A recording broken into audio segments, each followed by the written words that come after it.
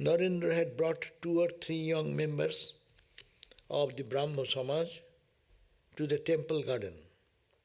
Besides these, Rakhal, Ramlal, Hazra, and M were with the master. Narendra had his midday meal with Sri Ramakrishna. Afterwards, a temporary bed was made on the floor of the master's room so that the disciples might rest a while. A mat was spread over which was placed a quilt covered with a white sheet. A few cushions and pillows completed this simple bed. Like a child, the master sat near Narendra on the bed. He talked with the devotees in great delight, with a radiant smile lighting his face and his eyes fixed on Narendra. He was giving them various spiritual teachings, interspersing these with incidents from his own life. So it's a beautiful scene to actually meditate upon. This is called meditation on God's divine play. It is very difficult to meditate, as we all understand. Tell me, whose meditation goes like that? You sit and it goes there. Is there anybody? Your meditation goes deep. What about Kattayani? It goes here and there for us, no? It's like catching the wind, right? Eh? It's like catching the wind. Yeah. So, it is not. So it is very helpful if we read this and just mentally go there. Think that Sri Ramakrishna's small room. Ganga is flowing on the side. There is a road. There is a garden in between Ganga and the Holy Ganga and the passage, no? Just imagine, and that room. And that room, it is Narendra has brought some 2 young friends of him, and the Brahmo students there, and then Rakhal Maharaj, Swami Brahmananda, Ramlal, Hazra, and so many are sitting in the floor, no? Just imagine. And no one stops you to go there. When he was maybe physically present, there will be many guards. Hey, no, he's high, you cannot enter there. Now he's busy, no? As it happens, no? Do you not see that you go to any place, some speaker is coming out and, no, he's busy, don't go that way, no? To guard. But here nobody to guard. You can just go to Sri Ramakrishna, directly go, and you can touch his feet, you can sit with them, with Rakhal, you can be with the glorious spiritual people like Rakhal, Naren, and they are all, and you are sitting with them also, no? But it's a divine way of uplifting the mind. So this is called the Leela, that very helpful. And the mind is guided, so mind cannot go, run away according to his own will. Now you start for meditation, you try to bring it, but mind will run away another direction. But when you give this direct instruction, in the floor there is a cushion, then some rag or something maybe, and over that there is a white sheet of cloth placed. There are some pillows here and there stray, and that is a temporary place for taking rest. After noon meal, they are all going to take little rest. And Ramakrishna came down from the bed, small cot, and then came down, and when Naren is sitting and came back close to him. Just we can spend some time. This is called Lila Dhanam. 3 types of meditation is there. What is called Rupa Dhanam, Lila Dhanam, Tattva Dhanam. Rupa means form. You think of the divine form. Say Krishna, say Rama, say Christ, say Buddha, whoever is your point of focus. That's the Rupa. There is a form. Think of the divine form, God's form, and try to focus there. And next is Lila Dhanam. Many people cannot focus on form. So there are two options. One, they can visualize in mentally, and there is a song Ramakrishna used to sing. Really, oh, my mind go to Vrindavan, not in the real Vrindavan there, but in the heart, the plane of Vrindavan in your resident in your heart. Hridi Vrindavane Vas. Oh Lord, if you be in the lotus, you go to Jerusalem mentally. Feel the presence. You go to some saint's place, say Saint Teresa, that place where she was, how she was. Go and visit that place mentally. This is called the pilgrimage. Physical pilgrimage, there is much austerities, much difficulties, much distractions. Much distractions are there. You have to purchase a plane ticket and then take the hassle to go to drive to the airport, and then plane is running late or waiting. All these complications are there. But now you just mentally go now and feel the presence of the divine and live there, and there is nobody to stop you, nobody to obstruct you. You are holy, I am unholy, you cannot come, you have to do this. No, it is open door. So this is called Lila Dhanam. And some people even are preferential in meditation on the God as the absolute, infinite, thinking that I am that infinite sky, I am like infinite ocean, and take some mantras of the Upanishads and just dive deep into that. We cannot think of Brahman, but we can, like Brahmos used to think, the Saguna Brahman, Nirakara, but Saguna. Anything we think, it becomes Saguna. But anyhow, our attempt can be done that we think of the infinite ocean, infinite sky, ocean of light, ocean of joy, ocean of bliss. You can spend long time, and some people chant that way and chant the mantra Om or something like that. So that is another way of meditation. So 3 types of meditation. So here is this, which is wonderful. In Gospel is our great help.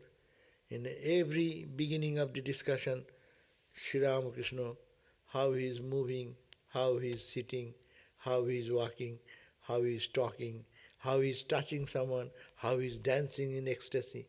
All these are so realistically you can imagine one by one. And you can relive.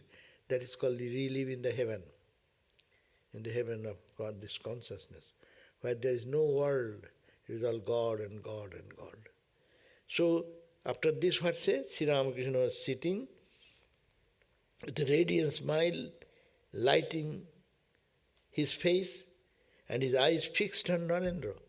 Ramakrishna is so absorbed in Narendra because Narendra is a pure soul, and he will be his future messenger, as we understand now. People didn't understand why he is so much fascinated for Narendra. But it was only because of his pure nature, and he will be the greatest instrument, like Peter, Saint Peter, no? To spread the message of the Lord. So his message has been spread all over the world by Vivekananda. Now we know, but when I am talking about 1882, who knew that what is the potential in Swami Vivekananda, the young boy, Narendra, sitting in the floor. And people used to mistake him, that you have fallen in love with this boy. He looks very pretty, hair curled, look like eyes are so beautiful. You are attracted to that. But it was not. Sri Ramakrishna said, it is not for that I am attracted to Naren, but I am attracted to Naren because he is a pure soul. He has come down for a greater purpose, for the good of humanity. So, to inject in him the spirituality. And he is the right receptacle.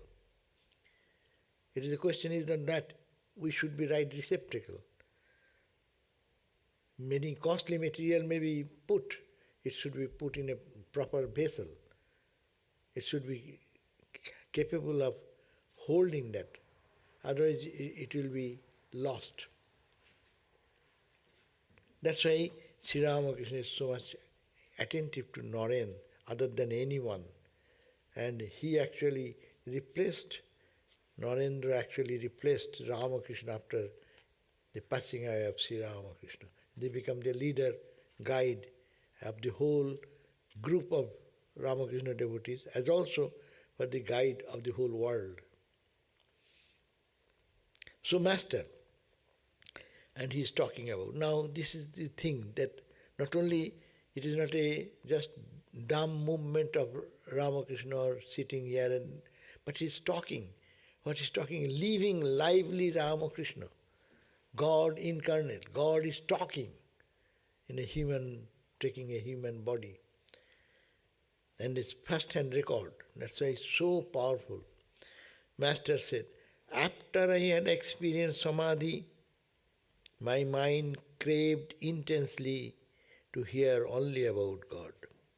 I would always search for places where they are reciting or explaining the sacred books, such as the Bhagavata, Mahabharata, and the Adhyatma Ramayana. I used to go to Krishna Kishore to hear him read the Adhyatma Ramayana. So he's talking about that when he came down from his Samadhi, and when after I had experienced Samadhi, when he is describing when my mind went into Samadhi, in absolute absorption with God, my mind craved, when they came down, what will be a craving of a person, spiritual person? That's very important to know. You think that you have a Samadhi, no? If you have, suppose, many people think that they have Samadhi. How to justify it is a Samadhi or a fake? That what is the sign? The intense, I would search for places. In the Narada Bhakti Sutta says that person, what is the sign of a person who is close to God or who has loved God very intensely, or tendency, how it will be reflected in the life, that person will be craving for a holy association. That person will go where their bhajan and kirtan, God's name is sung and God's glories are spoken. How much they have heard is not the point, but their heart will be going to that. Is singing bhajan, listening to holy talks and discourses, their mind will run. So he was pulled like that. And that's why he said, I would always search. Ramakrishna said, I would always search. What search? For places wherever there is some holy discussion, holy talks, holy satsanga. So I would place where they're reciting or explaining the sacred books. What are the sacred books in Hinduism? There are many.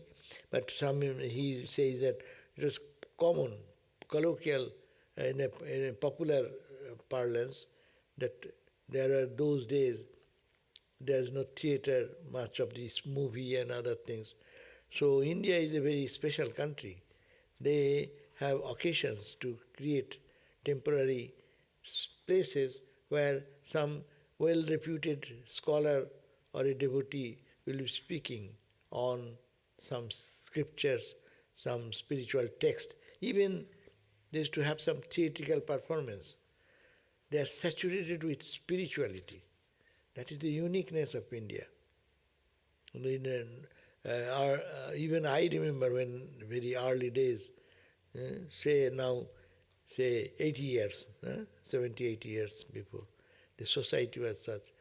In the evening time in different places, there will be some recital of some Chaitanya Lila, or say they are talking about Buddha's renunciation. The entire play, entire theatrical performance is centered around that. Shiva, Lord Shiva's stories. Say Krishna Lila. So it is such an atmosphere. Hundreds and thousands of people will be at the end of the day, they will pack up their things and whole night, it will go on whole night. And they are being entertained by the, what you call, the players who are in the role of Krishna or say Radha, Krishna and all those. And it's a spiritual atmosphere, and that is the way they used to spend. So here the tendency should come to a person who knows that I am moving in spirituality.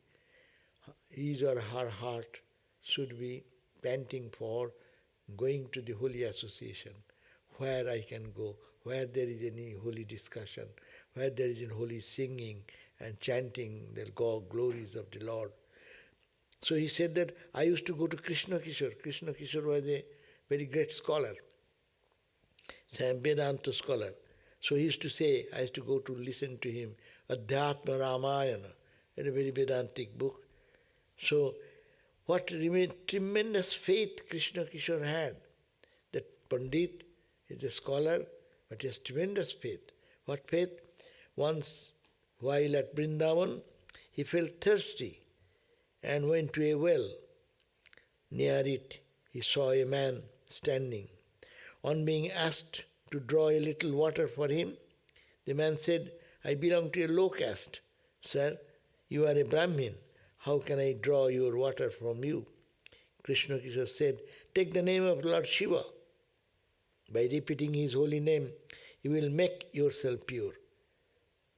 The low caste man did as he was told, and Krishna Kishore, being orthodox Brahmin that he was, drank the water. What tremendous faith.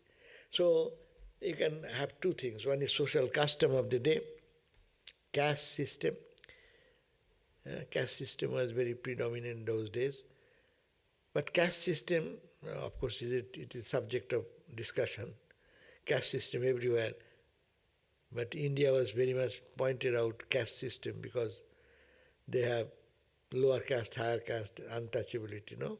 Here also untouchability, the black people and white people, no? It's still now going on. Millionaires and ordinary people, billionaires and millionaire, powerful people and weak people. Everywhere there is caste system, but not pronounced that way. But that is the system. It's the human mind to create distinction. But point is that whatever may be, that here you have to understand the faith in God. Krishna Kishore is not a Pandit, not a scholar only. He believed that if you take the name of Lord God, then you are pure. Whatever may be your background, whatever you may have done. So he's talking about that a poor man, he was in Vrindavan, holy Vrindavan, and he was thirsty.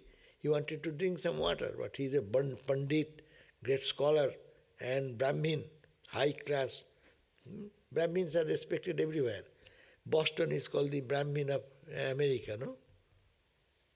Because all scholarly people are professors and Harvard, and so that's called the Brahmin. They are the Brahmins of this American country.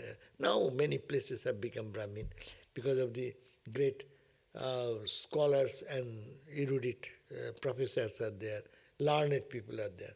So Brahmins are like that. So they are respected very much. They may be very poor people, but they are respected all over because of their erudition, simplicity, knowledge and wisdom.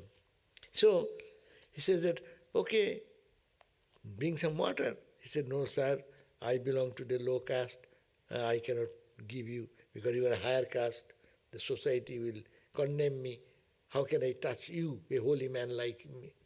So it is a caste. So he said, no, you take the name of Lord Shiva. And he followed, and give me the water. And he gave. And this orthodox Brahmin then took that touch of him and without any hesitation.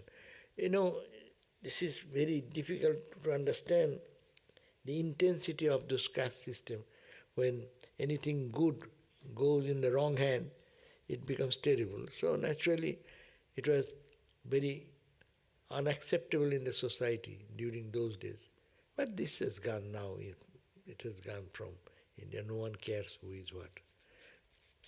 But previously it was very important factor. But what he says, Ramakrishna is appreciating your faith. You take the name of God, your background, you are a low caste, you cannot touch, you become a Brahmin. Meaning that if you take the name of Lord with faith and devotion, then you become pure instantly. There is a prayer in our evening, everyday puja, worship mantra. Ki bole? What is the mantra? Tad Vishnu Paramam Padam Sada Pashyanti Shura Diviva Chakshuratatam Apavitro Pavitrova Sarvavastang Gatopiva. You are impure or pure. Apavitro Pavitrova Sarvavastang Gatopiva. You may be any state of your condition you go through. Pavitra, Pavitra, Sarvavastang Gatopiva. Just Maret Pundarikaksham. Who remembers the name of the Lord. Pundarikaksham is God, Lord. Just Maret Pundarikaksham. So, that person, Vajya Abhantara Shuchihi. That person becomes pure, internally, externally. So what is tremendous statement in the very performing the very puja, worship, when the pujari does, very first mantra they start, Tad Vishnu Param. Did you remember? Memorize that. Paramam Padam Sada Pashyanti Shuraya Divivo Chakshuratatam. Om, next is there, Apavitro Pavitrava Sarva Avasthangato Piva Yah Smaret Pundari Kaksham Savajya Abhantara Suchihi. That means one becomes pure. Suchi means pure, stainless, by only repeating, remembering the Lord's name, Om, whatever say. As the people, in daytime we see the sun in the sky with bright eyes, we don't doubt, is there any sun? Similarly, the sages have seen the reality like that with open eyes. And you can also become that. You take the name of Lord Vishnu. That's why Om Vishnu, Om Vishnu, Om Vishnu. In worship time, that is the ritual. They take 3 times the Lord Vishnu's name. So powerful that you become all pure by now. Whatever you have done, good or bad, that everything is available. So that's why it does not happen, we have no faith. If you have this tremendous faith, the sages have said this, and people have practiced that, and they became like that, I am also like that. So that is the indication here, that person of a low caste or high caste, it matters little. Whenever you remember the Lord God, you become pure. Believe this, have faith in it, and that will make a change in your life. Why nothing happens in our life? We have no faith. Faith can do impossible possible. Tremendous faith is necessary. God is there, I will attain. Guru has told me, Ramakrishna has practiced, Christ has done that, Buddha has done that. It is true, I can realize the same truth. So faith, trust. Swami Vivekananda said, faith is the key point. Faith in yourself, faith in God. If you have faith in every 30,000 million gods and goddesses, have no faith on yourself, then you are, what is this? You are,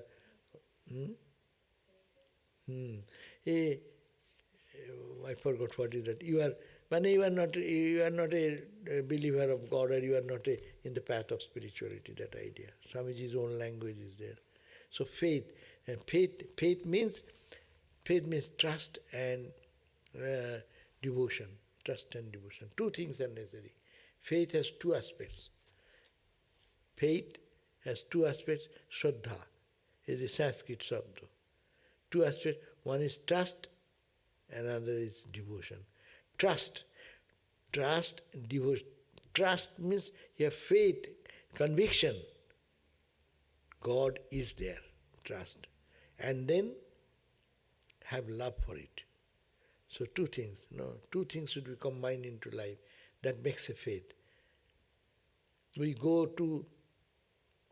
have faith that when you go to the barber shop, they will not cut your throat. We all have faith, no? Because they have a sharp razor and he's cleaning the... But we have not deep respect like I respect my mom or I respect my God, beloved Lord, no? I may not have that much respect for the man.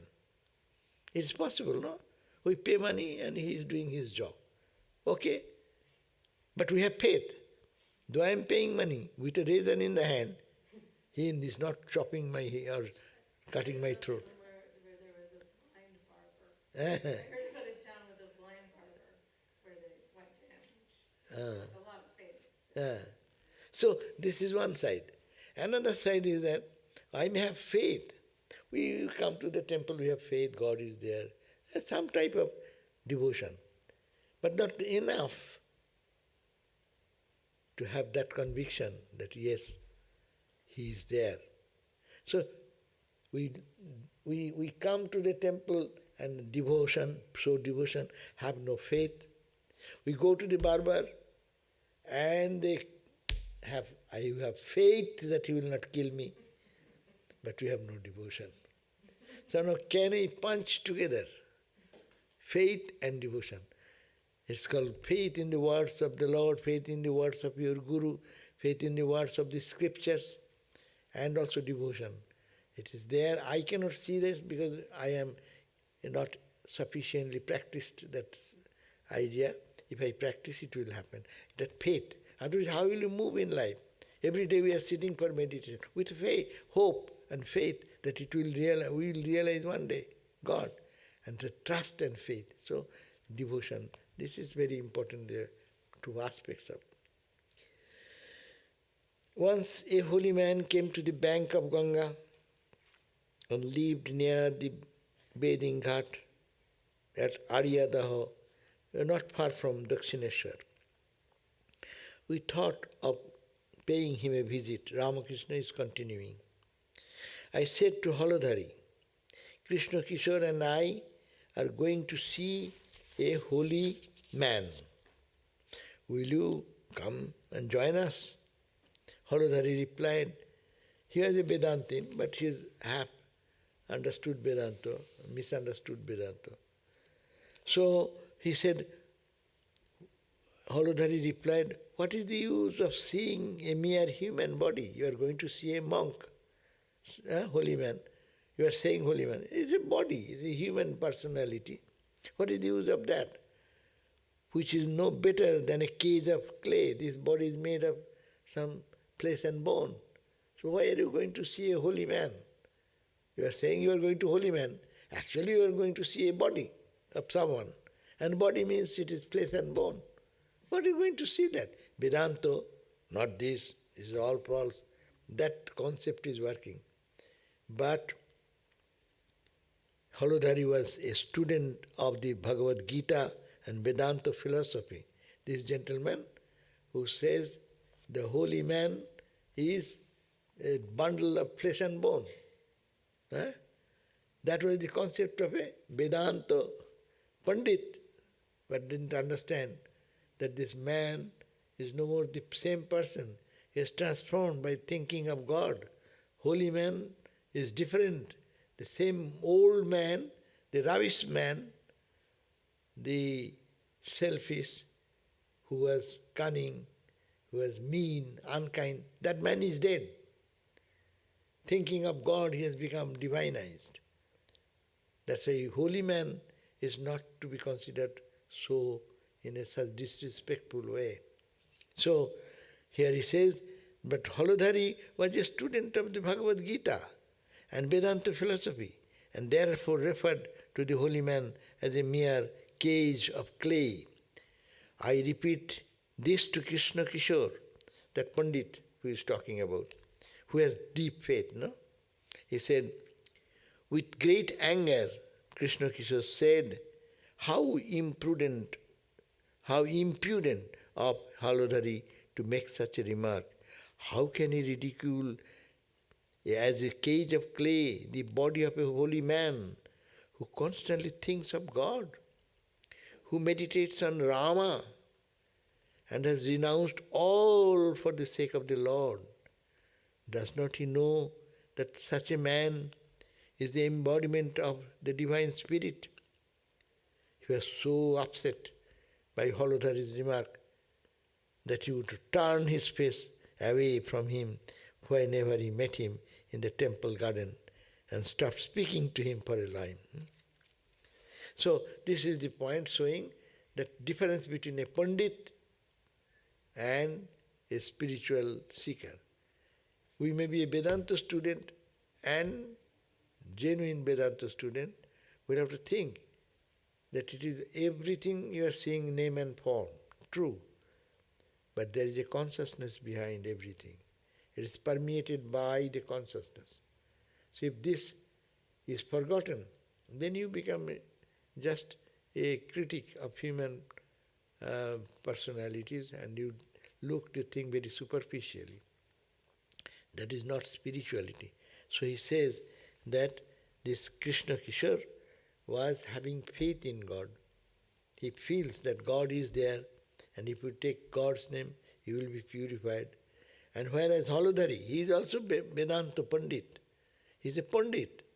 He is not thinking by God's name.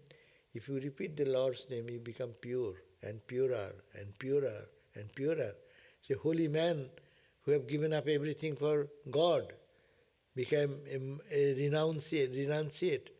He is not ordinary man because his mind is purer.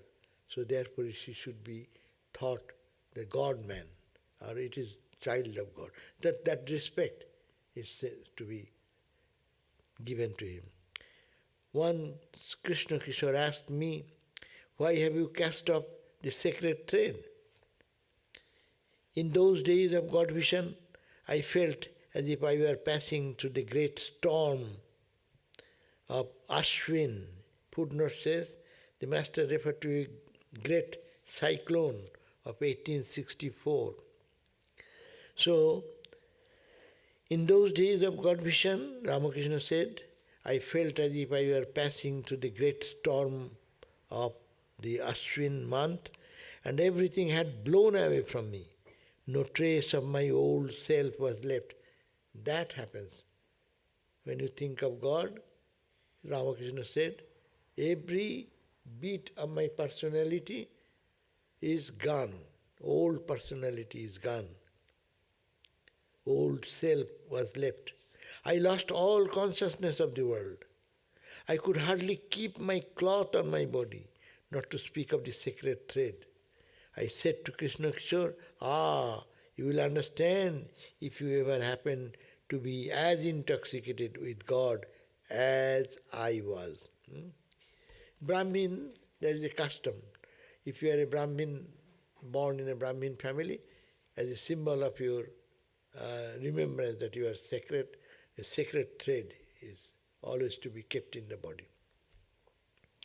But Ramakrishna was in such ecstatic mood, he was so he could not,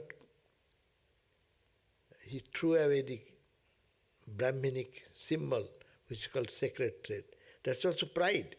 I am a Brahmin, I am higher than others. So Ramakrishna lived in such a consciousness, he said, that's why I was not in my body consciousness. So Krishna said, you as a Brahmin, you should not give up your sacred thread. But Ramakrishna said, I was not in a mood to think that I have a body. So I was beyond body consciousness. So it is in that condition. How can I tell you? If you have love for God in that degree, then you will feel it. And that is a point when people got totally lost, their old ego, old personality, everything is forgotten and they live in God consciousness only. And it actually came to pass. He too passed through a God-intoxicated state when he would repeat only the word Om and shut himself up alone in his room. His relatives thought he had actually become mad and called in a physician, Ram Kaviraj of Natagore. Then some great doctor came to see him. Krishna Kishore said to the physician, "Sir, cure me, sir, of my malady, if you please, but not of my Om." His people thought that he became mad because he shut his door. In the room, day and night, Om, Om, Om, Om, Om, Om, and thinking and meditating on the impersonal aspect of God, not coming for food, not doing the normal behavior. So naturally thought he has become run mad. So they called a doctor, and when the doctor came, he was fully aware. He said, "Doctor, please do one thing. You can cure my malady, the other physical difficulty. If you find anything, you can do that. But don't take away my Om mantra from me." That means I am in the consciousness of God, not ordinarily mad. No, that happened to this Kali Krishna Kishore, that gentleman who is a Pandit, who have the deep faith, and Ramakrishna appreciated that. One day I went to see him and found him in a passive mood. When I asked him about it, he said, "The tax collector was here.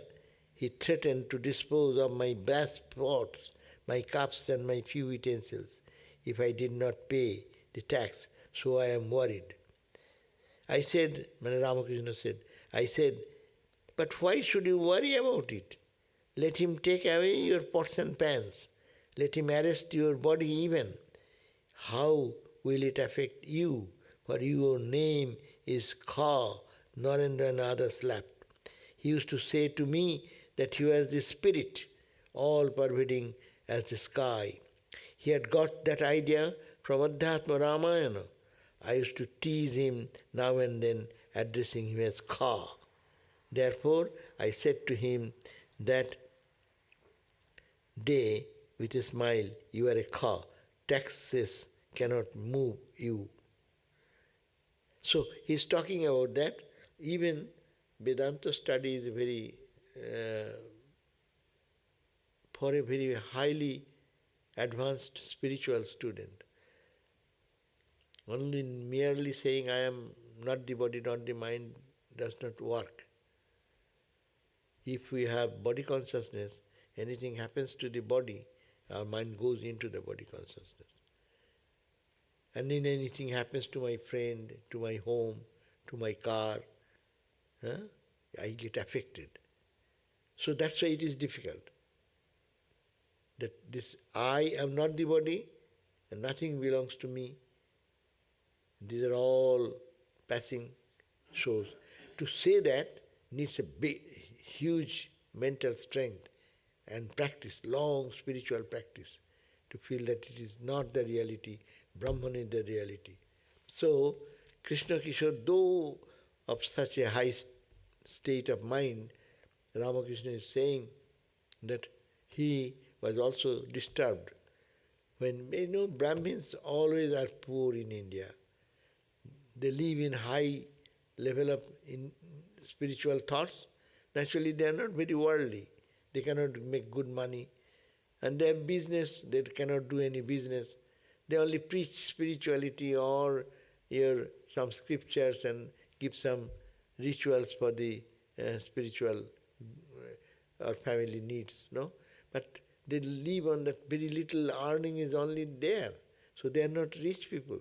So naturally, when the tax payment comes or the day-to-day needs of life come, they are always poor. Brahmins are always poor. But Brahmins are always great in wisdom and knowledge.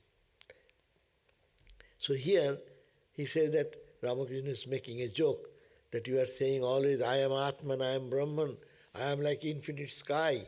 Sky is Sanskrit called Kha. K-H-A, Kha. Kha is another name of the infinite sky. So he said, you are Kha. You say, I am infinite, no? You say in Vedanta, what you say? I am not the body, not the mind, I am infinite. like the sky, I'm like ocean. You will say all these things. So you are a cow. Ramakrishna used to tease him. Then why are you so much bothering about the taxpayer?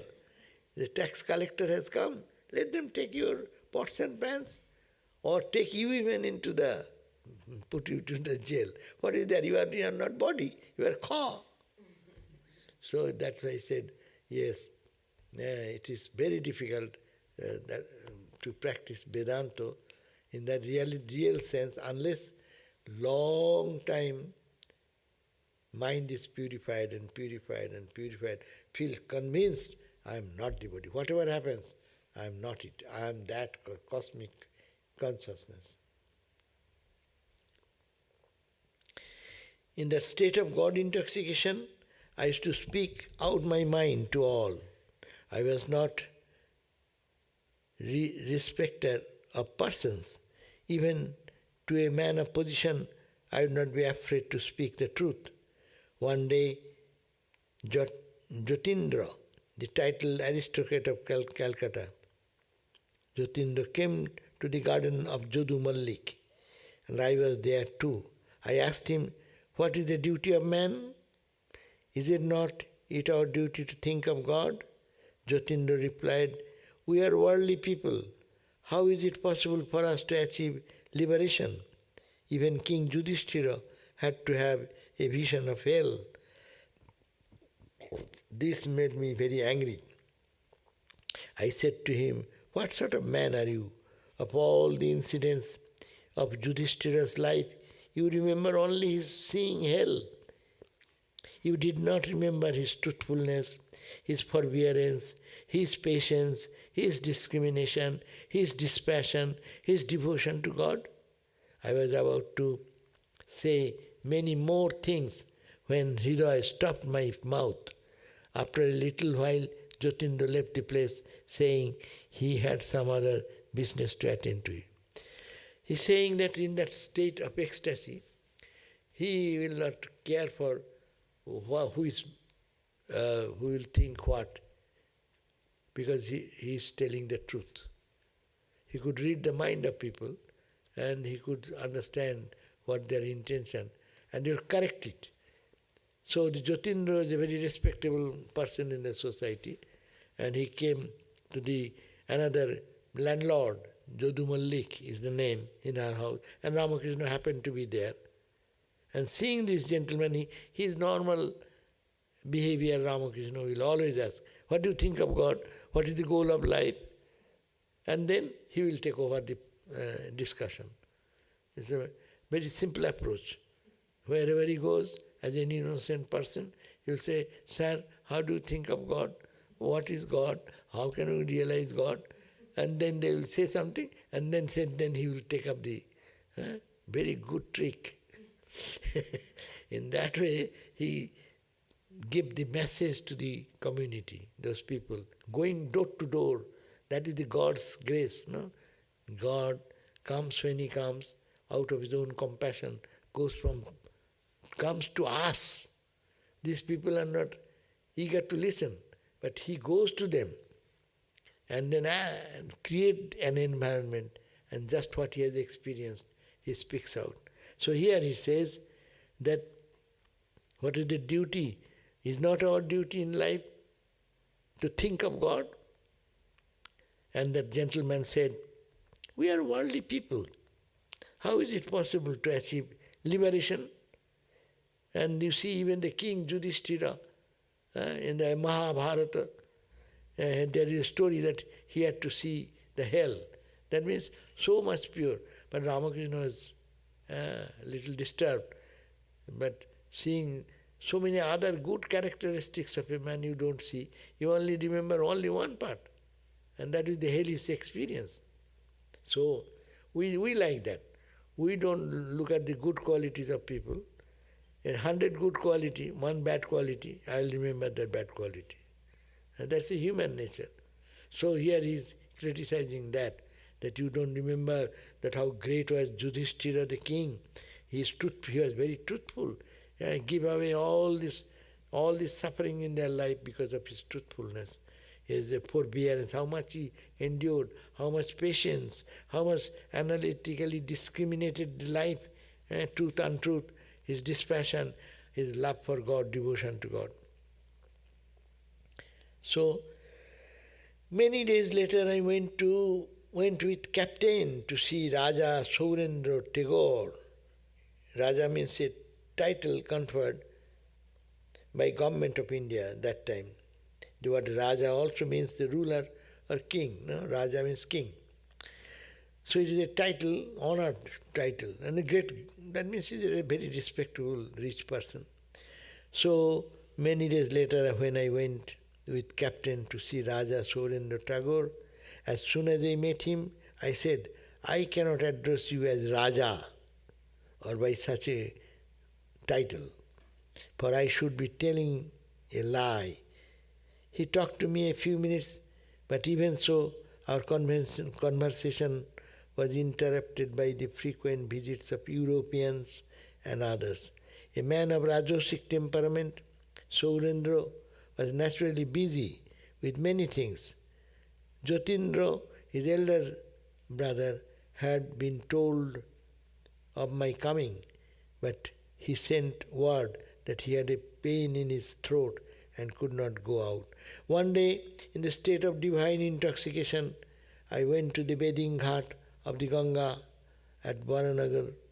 There I saw Joy Mukherjee repeating the name of God, but his mind was on something else.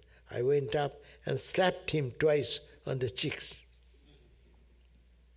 See, so this is, he's talking that in that mood, he was not the person as you feel. He is intoxicated in God and he cannot stop correcting the others. But we do that correction also, but we are imperfect and try to correct others. But he is perfected, he has no ego. By God's providence, he is touching them, giving them awareness, no? So he says that he was a Rajasic person, and so many people are coming, he has no time to see Ramakrishna. And another day he went to the bathing ghat and found that Joy Mukherjee he is also a big guy. He was taking after that is a style.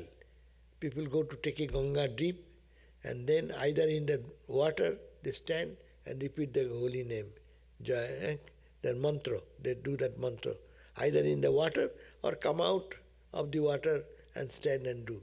But Ramakrishna happened to be there, and he was meditating as we do. We do the japa, but mind is everywhere. No. And he was also like that. Because he was doing the japa, his mind was roaming here and there. And Ramakrishna went and just unnecessarily, he went and slapped. What type of, and how dare he is an ordinary priest whose salary is maybe 7 rupees a month. That was his salary. In the society's standard, he's such a person. And this is a king, Raja, and they are Saurendra and others, great people of the, rich people of the society. And he has no hesitation. He goes and slaps them in the face. So it's courage. Meaning that it is not, he is not doing out of his own ego, but it is all guided by the Lord for their spiritual upliftment.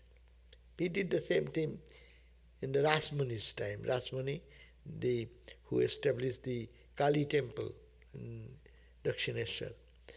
And one day, Rani Rasmuni came from Calcutta to the temple, and then seeing Ramakrishna in a very good mood, he said, "Could you please sing a song for me, Mother Kali?" And Ramakrishna started singing a song and she was closed eyes and was trying to concentrate on the song, but he has a very high demanding court case going on, and she was very much worried about the result of what will happen if the court case, if he is defeated or something. And as she was thinking of the court case, And Ramakrishna came, hands just slapped the cheeks of the Rani, the queen. And it's very, first of all, lady. And she is the queen, she is the temple, owner of the temple, and the land and property. And British government used to be scared about her. She is not an ordinary woman of India, but is a very powerful lady. And Ramakrishna had no consideration and give a slap. And then everyone is guard and everyone is so unhappy. And they are making shouting. And then Rani Rasmani was a very sensible lady, dignified. She stopped everyone. And then he said, yes, it is my fault. I asked Ramakrishna to sing a song for me. I should have focused my attention to the song. But I was thinking of the court case. So he corrected me. But such a wise person, that's why it is. Otherwise, that day Ramakrishna's condition would have been much worse because he had been penalized for that. So he says that at the mood, this discussion started when he was in such a spiritual mood. Then he does not care. If anything wrong, to correct and lead them to the proper spiritual path, he was open to that. There, I went and slept. At one time, Rani Rasmani, was staying in the temple garden. She came to the shrine of the Divine Mother, as she frequently did when I worshipped Mother Kali, and asked me to sing a song or two. On this occasion, while I was singing, I noticed she was sorting the flowers for worship absent-mindedly. At once I slapped her on the cheeks. She became quite embarrassed and sat there with folded hands. Alarmed at the state of mind of myself, I said to my cousin Holodhari, just see my nature, how can I get rid of it? After praying to Divine Mother for some time, with great yearning, I was able to shake off this habit. You have to pray to Ma Kali. So, Ma, please help me. Don't make me do like that. Whoever is going and slapping and saying what is right thing. When one gets into the main point, when one gets into such a state of mind, one does not enjoy any conversation, but that about God. I used to weep when I heard people talk about worldly matters. Mind becomes so pure. Someone is discussing something worldly, material. You cannot tolerate that. You will be feeling uncomfortable. You will just run away from that. Ramakrishna said, I had such. I used to weep when I heard people talk about worldly matters. When I accompanied Mathur Babu on a pilgrimage, we spent a few days in Benares. One day I was seated in the drawing room with Mathur, Raja Babu and others, hearing them talk about various worldly things, such as their business losses, and so forth. I wept bitterly and said to the Divine Mother, Mother, where have you brought me? I was much better off in the temple garden of Dakshineshwar. Here I am in a place where I must hear about lust and gold. But at Dakshineshwar I could avoid it. He said, I came to pilgrimage. No? Places of pilgrimage you go, why? You think of God more. I come here, and this Raja Babu's, Mathur Babu, and their friend's house. So there, when they meet together, when they talk, as we talk about stock market, about business, about this and that. And Ramakrishna could not tolerate that. He cried, Oh Mother, why did you bring me here? I was much happy in Dakshineshwar. I was listening to your glories and singing your glories. And here I come to hear the worldly talks. That means it will be so unbearable. We cannot understand that how it is. Or so unbearable, so much unbearable to listen about worldly things and worldly monetary issues. The Master asked the devotees, especially Narendra, to rest a while and he himself lay down on the smaller couch. So we can end here.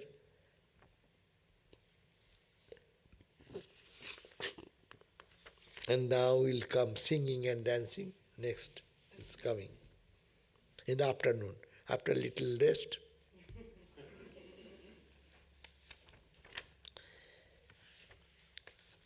So Om Shanti, Shanti, Shanti, Harihi Om Tat Sat, Sri Ramakrishna Panamastu. So what we get is that faith in God, trust in God, and one should be intoxicated in God. And so that this life's purpose is God realization. Don't spend your time in idle talks as much as you can avoid. And avoid that association. If you want to be really a devotee of God, you want to realize God and enjoy the bliss of God, then avoid such things little by little.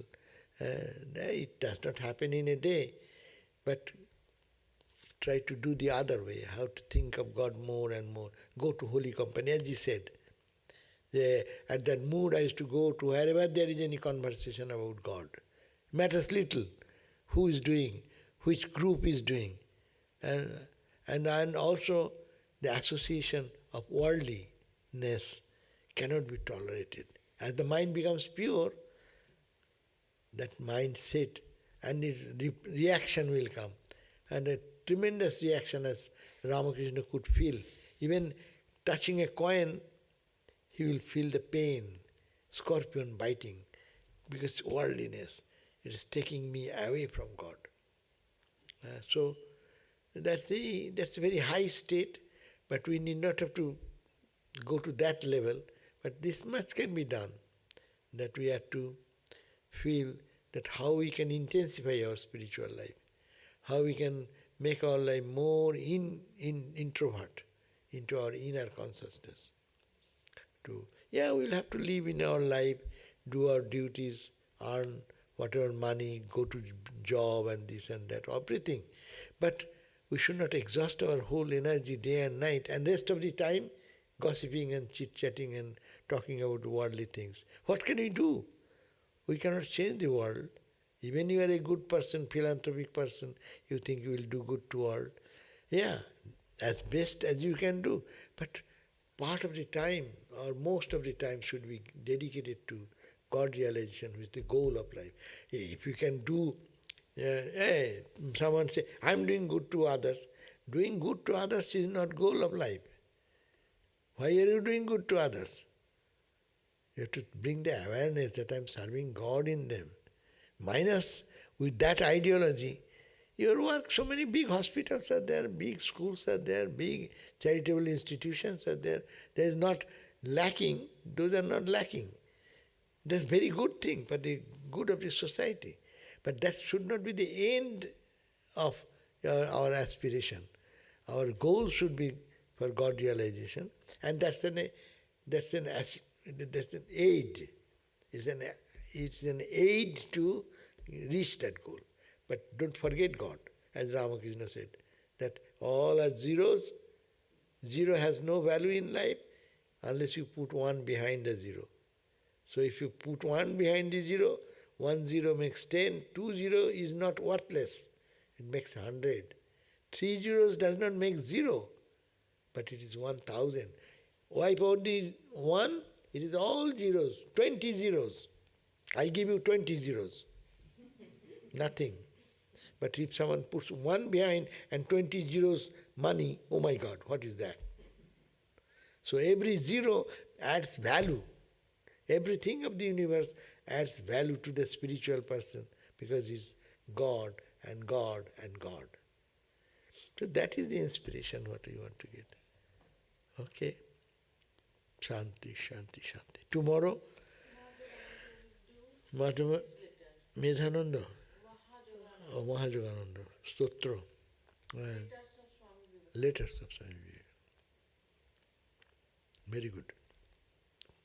So tomorrow, Swami Mahajogananda for letters, reading the letters, special segments of the letters, important letters. New volume, 4 volume has come out. That's wonderful. Here we're reading about much unknown letters have come out now in 4 volumes.